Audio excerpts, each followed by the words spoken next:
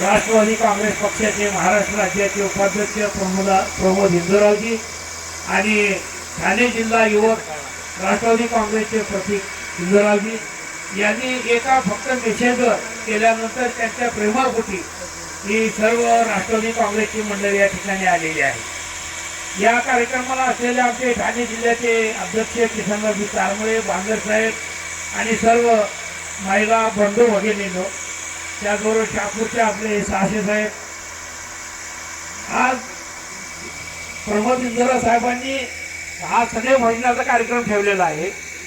हे एक निमित्त आहे, परंतु ठाणे जिल्ह्यातल्या राष्ट्रवादी काँग्रेस पक्षाच्या कार्यकर्त्यांचा हा एक मेळावा म्हटला तरी हरकत नाही, कारण एक दुसऱ्याच्या ओळखी होतात, परिचय होतो आणि आपल्या विचाराची देवाणघेवाण होते।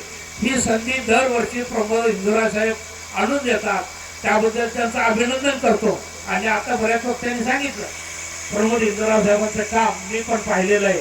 ते अंबरनाथला जातीने लक्ष देतात, कोणता कार्यकर्ता चुकला तर त्याला समजावून सांगतात। इतर ठिकाणी असं दिसून येत नाही। आणि खरं तर आता साहेब बोलले, सर्वांना भुका लागलेल्या आहेत, मी जास्त बोलणार नाही। मी त्यांना या कार्यक्रमानिमित्त हार्दिक शुभेच्छा देतो, सर्व कार्यकर्त्यांना शुभेच्छा देतो आणि दोन शब्द